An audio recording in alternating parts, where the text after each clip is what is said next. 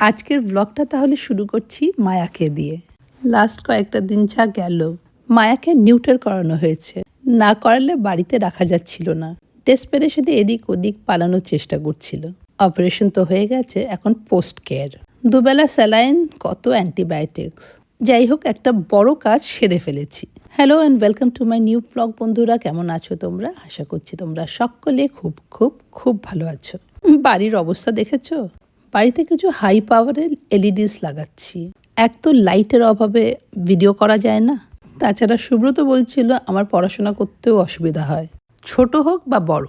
বাড়িতে কোনো কাজ হলে the whole house turns upside down. এই যে ছেলে বেরিয়ে যাচ্ছে একটা মিটিংয়ে, আর আমিও তাড়াতাড়ি করে খাওয়া দাওয়া সেরে আগে রেডি হয়ে গেলাম। সুব্রতকে বললাম, তুমি আজকে একটু বাড়ি আর মায়াকে দেখো, আমি একটু বেরিয়ে আসি। আগেও বলেছি, আবার বলছি, বাড়ির কাজ কখনোই থামে না। ঘুম থেকে ওঠা থেকে ঘুমোতে যাওয়া অবধি your always on the move. Subrata আমার অবস্থা দেখে বলল, না না, বেরিয়ে যাও, কোথাও একটা ঘুরে এসো, you will feel better. By the way, আমার রুমের বাল্বটাও কিন্তু চেঞ্জ করেছি। এবার তোমরা বলো, পিকচার কি একটু ক্লিয়ার আসছে? আমার তো মনে হয় একটু ক্লিয়ার হয়েছে, তাই না? অনেকদিন রূপার কাছে যাওয়া হয়নি, তাই ভাবলাম আজকে রূপার কাছেই ঘুরে আসি। আর ওই যে ওইদিকে দেখো, মায়াকে কেজে রেখেছি। ওর মুভমেন্টটা রেস্ট্রিক্ট করার জন্য কেজে কিছুক্ষণ রাখতেই হচ্ছে। যাই হোক, ও খাওয়া দাওয়াও ভালো করছে and she is responding two medicines well, তাই আর কোনো চিন্তা নেই।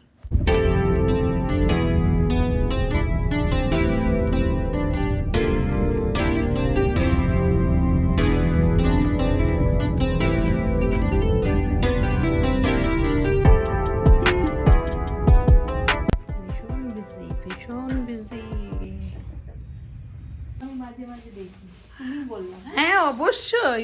রূপার কাছে এলেই অনেকের সঙ্গে দেখা হয়, যারা আমার চ্যানেলের থ্রু আমাকে চেনে। ইনফ্যাক্ট আমার থেকে বেশি মনে হয় রূপাই আমার ইউটিউব ফ্যামিলিকে চেনে। তারা রূপার কাছে রূপার কাস্টমার, কিন্তু আমার কাছে আমার এক্সটেন্ডেড ফ্যামিলি, কারণ they are very much a part of my house hold.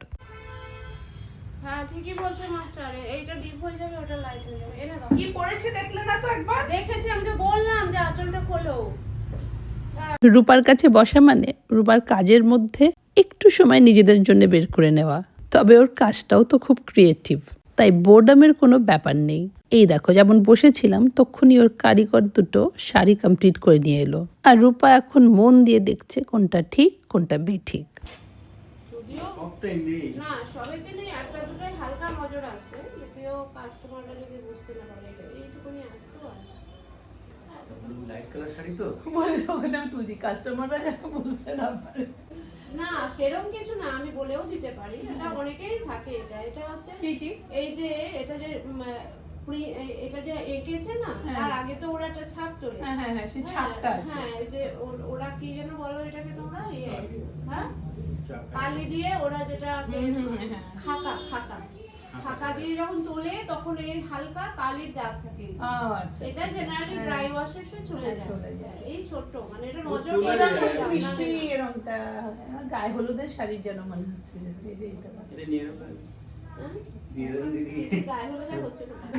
ছেলের গায়ে হলুদ হবে, তখন দেখো। এখন আমার এক বান্ধবী ছেলে কত দেখলো, 2.5 বছর ধরে মেয়ে দেখতে দেখতে দেখতে দেখতে শেষে গিয়েও বিদেশি পছন্দ করে নিয়ে এলো। কিন্তু সব থেকে ইয়ের ব্যাপার কি বলতো, মেয়েটা এত এনজয় করেছে আমাদের ইন্ডিয়ান ওয়েডিং, মাই গড। ওইটাই তো, মানে যখন ওর বিয়ে হচ্ছে, হলটার ভেতরে পুরো ধোয়া, মানে যজ্ঞের যে ধোয়াটা, অন্যরা কাছে she is enjoying, she is laughing, she is enjoying a lot, very much. কি ভালো আমরা জেনারেলি আমরা ক্রিপ করি, আমরা খুব করেছি। আর সবথেকে বড় কথা, লাস্টে ওর মানে এলিনার ছেলেকে বলছে, তুমি চলে যাও, আমি থাকি মায়ের কাছে। বলছে আমি যাব না, তুমি চলে যাও, আমি পরে যাবো। ওর ছেলে বলছে, আবার কি কথা, আমি নতুন জব নিয়েছি, আমাকে এখানে কে ম্যানেজ করে দেবে? খুব ভালো লেগেছে ওর। চলো, খুব ভালো লেগেছে সবকিছু। আর আমাকে তো স্পেশালি, আমি ওকে একটা সিলভারের পেন দিই, যেহেতু সি ইজ আ রাইটার, তো আমি সিলভারের একটা পেন গিফট করেছি, আর একটা ইয়ে করেছি, চালকানির পাশে একটা হালকা কানের এই গলারের কানের একটা সেট দিয়েছে। তো ও সিলভারের ও কি গিফট নিয়ে গেছে শোনো, দুটো বই, বিবেকানন্দের দুটো বই কেউ ওকে গিফট করেছিল, দুটো বই আর একটা সিলভারের ওই আমার পেনটা, এই দুটো জিনিসও এই গিফট নিয়ে গেছে, আর কোনো গিফট নিয়ে যায়নি, সব রেখে গেছে। বিকজ ওইটা কি থটফুল ছিল, দ্য সিলভারের যে পেনটা দিয়েছো, just because she is a writer. আচ্ছা এটা আছে না, আসলে এই কি পুরো আড়াইটা এটা আছে, এটা এরকম ভার্টিক্যাল বডিটা পুরোটাই আছে বডি। আচ্ছা আচ্ছা পুরো বডি, তারপর পাড়ার নিচের দিকে আর যেখানে দেখা যাবে না কুচি, এটা হাফ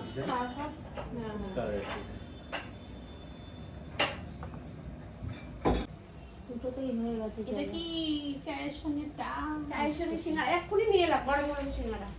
আচ্ছা তো চা সিঙ্গারার মতন কিছু হয় না রে বাবা, শীতকালে সিঙ্গারা। শীতকালে সিঙ্গারা, আমাদের ওখানে তো আজকাল ফুলকপির সিঙ্গারা করছে। ফুলকপিও বানায়, আজকেই বললো আজকে বাদাম দিয়ে করেছি, ফুলকপি করিনি।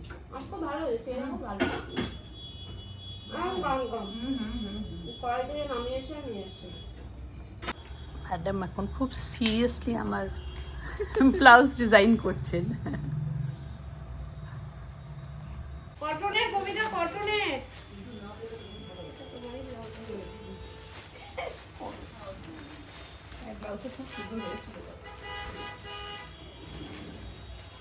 এটা দেয়া যেতে পারে, এবার এটা ভালো লাগবে না। এটা না, আমি যে লেসের কথা বলছি এটা খুব সুন্দর লেস, কটন লেস খুব সুন্দর।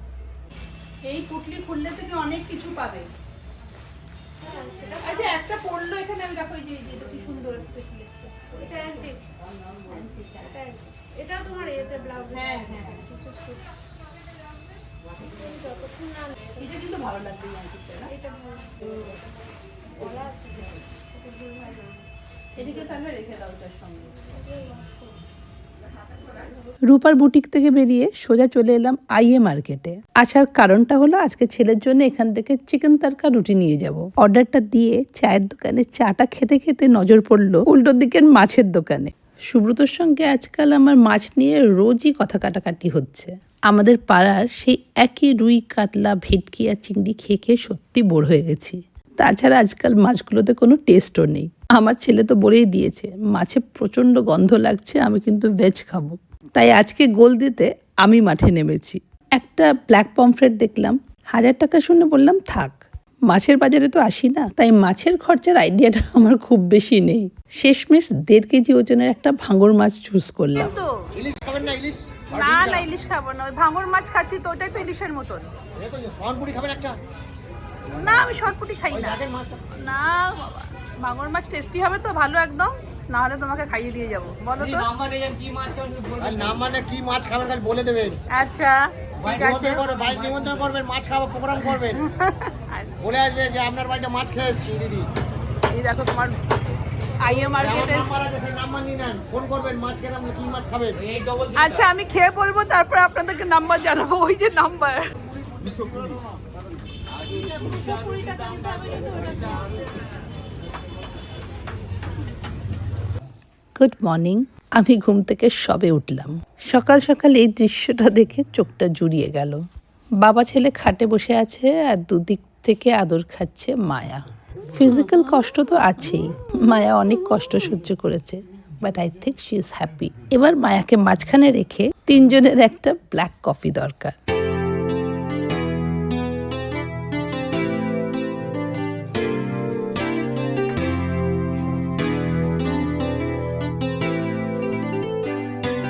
এই দেখো সুব্রত এবার ওকে প্যাক করে এখানে বসিয়ে দিয়েছে। বাইরের ওয়ার্ল্ডটার সঙ্গে একটু কানেক্টেড থাকবে, পাখি দেখবে। আমি তাই ভাবি আমার এক একটা করে শল কোথায় হাওয়া হয়ে যাচ্ছে, সব মায়া নিয়ে নিচ্ছে। আমার শাড়িগুলো আমি তোমাকে দিয়ে যাব তাহলে। আমার কপালটা দেখো, গতকাল নিজে মাছ কিনে আনলাম, কখন স্বপ্না আসবে সেই অপেক্ষায় ছিলাম। এলো স্বপ্নার কল, আসছে না, কি আর করবো, আমি ঢুকে পড়েছি। সবজির ঝুড়ি বের করে রেখেছিলাম, এখন নিজে ভাবছি কি বানানো যায়। গতকাল দুটো লাইট লাগিয়েছি এখানে, হোয়াইট লাইটস। এই দুটো লাইট লাগানোর জন্য এখন বেশ ব্রাইট হয়ে গেছে। এখন রান্নাটা ভালো করে করা যাবে আর ভিডিও করা যাবে।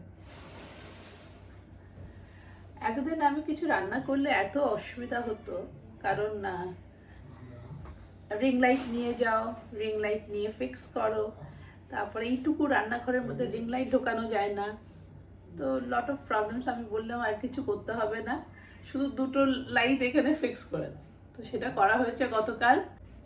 যাই বলো, এই সকাল সকাল রান্নাঘরে ঢুকতে কিন্তু মোটেই ভালো লাগে না। আমার সকালটা না একটু ল্যাদ খেয়ে কাটাতে বেশি ভালো লাগে। ইভিনিং এ আমাকে যা বলবে আই এম রেডি। কোনো পার্টির ফুল ডিনার প্রিপারেশন আমি একা হাতে করে দিতে পারবো, কিন্তু সকালবেলা আমার body just takes lot of time to engine start হতে অনেক সময় লাগে। যাই হোক, আজকে কোনো উপায় নেই, ফ্রিজে কিছু নেই বাকি। একটু বাসি টাসি থাকলে আমি চালিয়ে দিতাম গরম টরম করে একটু ধনে পাতা ছড়িয়ে ছড়িয়ে, কিন্তু ফ্রিজে দেখলাম আর কিছু নেই। দুদিন আসেনি না পরপর, গতকাল তো চালিয়ে দিয়েছিলাম। শুধু ছেলের জন্য বানিয়েছিলাম চিকেন চাপ, ডিনারটা বানিয়েছিলাম খুবই ভালো। তোমরা অনেকেই বলেছিলাম যখন ব্যাঙ্গালোরে গেছিলাম, ছেলেকে তো চিকেন চাপ খাওয়ালে না, সত্যি খাওয়ানো হয়নি ওখানে গিয়ে। আর গতকাল চিকেন চাপ বানালাম। অনেক দিন তোমরা দেখোনি কিন্তু আমার চিকেন চাপের রেসিপি, মনে আছে তো? একদিন বানাবো, কারণ অনেকে রিকোয়েস্ট করেছিলে যে একটা সেপারেট ভিডিও করো তোমার চিকেন চাপের। তো এই সেপারেট ভিডিওটা করব। আমার রেসিপিগুলোর জন্য একটা আলাদা, আই মিন দিস টাইম আমি ঠিক করেছি একটা শর্টসের ফর্মে করব, যাতে কি কখনো কখনো আমার নিজেই খুঁজতে হয়, তখন খুঁজে পাই না আরে কি বানিয়েছিলাম যেন। নিজে বাজার করে এনেছি, মাছটা নিজে কিনেছি তো তাই জন্য একটু টেনশন আছে। চ্যালেঞ্জের ব্যাপার না, সুব্রত ভার্সেস আমি, কে ভালো মাছ কিনে এনেছে। তেল কোথায় গেল?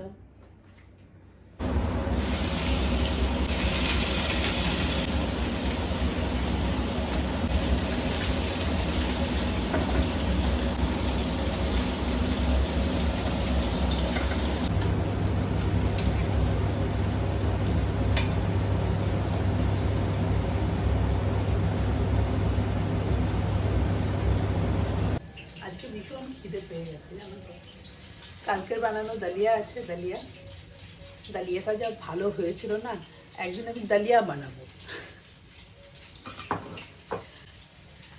ডালিয়া বানিয়ে দেখাবো আমি কি করে ডালিয়া বানাই।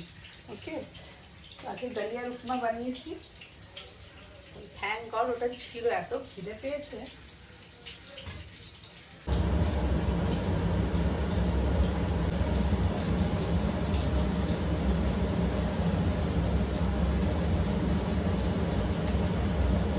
ব্লগটা আর লম্বা করব না, কিন্তু একটা অনেস্ট রিভিউ তো ডেফিনেটলি দেব। মাছটা সত্যি ভালো ছিল, কিন্তু রান্নাটা আমি খুব একটা ভালো করতে পারিনি। স্বপ্না অনেক ভালো করতো। নতুন ব্লগে দেখা হচ্ছে। So long, bye bye and take care.